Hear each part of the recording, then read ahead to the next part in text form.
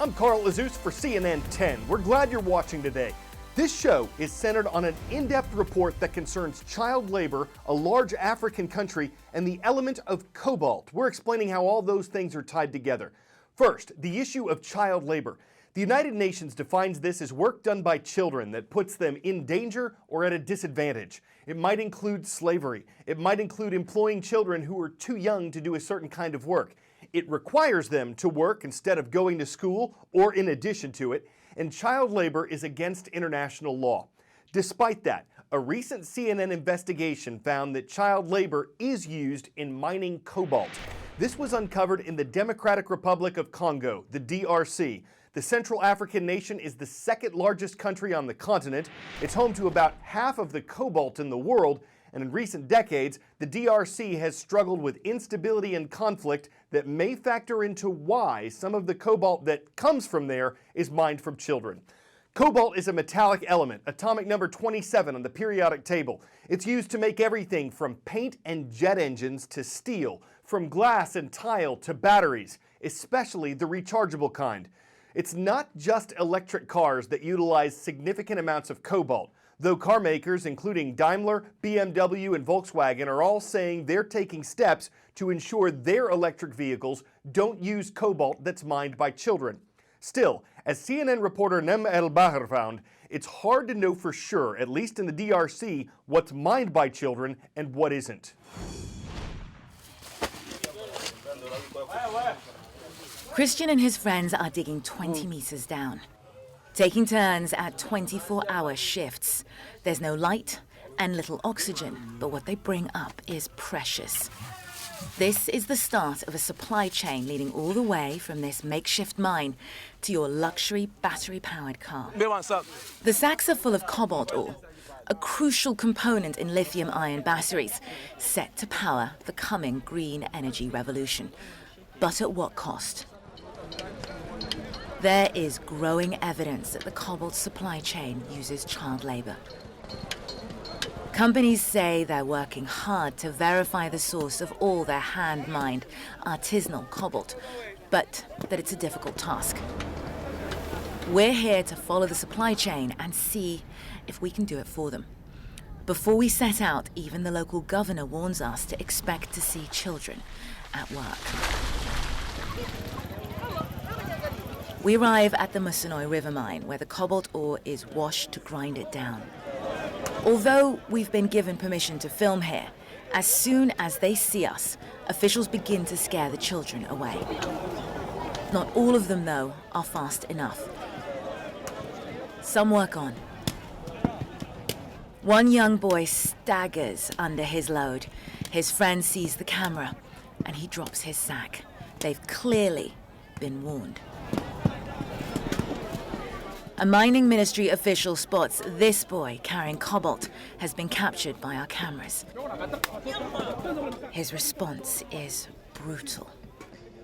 Later, we ask him why he struck the child. He refused to answer. We've now witnessed for ourselves that children are working here, that they are involved with the production of cobalt, and we've seen the products of that child labor loaded onto a variety of different vehicles. I'm going to jump into this car that's headed to one of the main public selling cobalt depots. I'm told we're going to Kabasa Market. This is where the cobalt is bought by brokers. It's where it first enters the supply chain. The car company Tesla, for one, says its cobalt sources are audited and issued with certificates of origin. They wouldn't say from where or how, but there is no sign of certification here. We watch the brokers set the price, and none of them ask where the cobalt is from or how it was mined. Artisanal mining output tripled, and the fear is even more children are being pressed into labor. Why? Because cobalt is skyrocketing in price. Supplying your green electric car comes at a cost. We have permission to film here, but local mining officials once more try to stop us. Our producer captures the scene on a hidden camera. The government says it's working to combat child labor, but The same mining ministry officials tasked with enforcing an ethical supply chain have been the ones attempting to block our investigations. A police officer arrives and we're told we need to leave for our own safety. We do. But not before we spot a red truck loaded up and leaving the very same market. It matches the distinctive red of the trucks used by one of the main international cobalt supply firms, China's Congo Dongfang Mining, CDM. We decide to follow it. We can't afford to lose him because where he delivers that cobalt load, that is the link between the children that you saw down there on the riverfront and the global markets.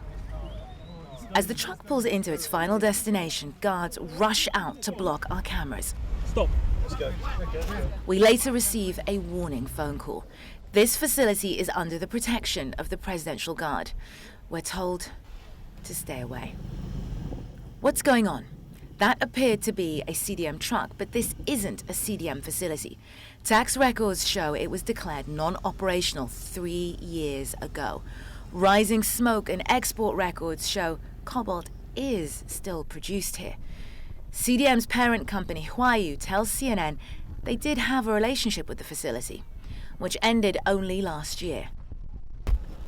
They're disturbed enough to launch an investigation into our findings, although they state other companies also use red trucks. CNN visited 3 sites to show how widespread the use of child labor is.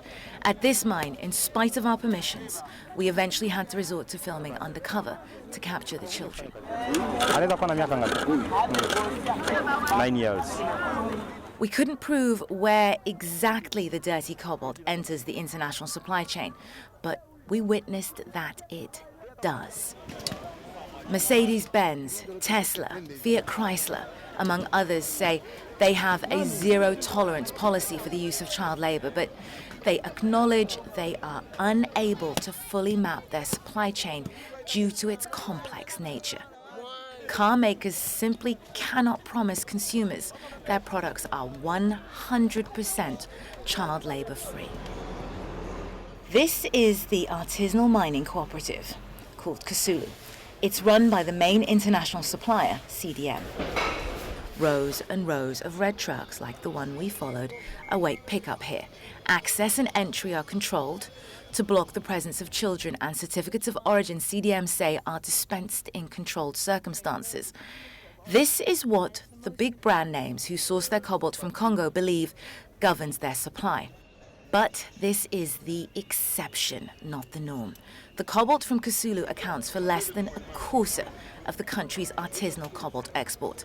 Here, the Ministry of Mining has to countersign for the certificate of origin to be considered valid. So, the very same entity whose officials CNN found complicit in hiding the presence of child labor at the artisanal mines we visited is responsible for certifying the cobalt here is child labor free. After 10 days in Congo, our contacts advise us to leave for our own safety. But what have we learned? At the main markets, nobody asks where the cobalt for sale is mined or how. We followed a truck to an operation that is pumping dirty cobalt into the international supply chain under the aegis of the Congolese Presidential Guard. We witnessed mining ministry officials harassing children to hide them from our cameras, while others blocked our filming.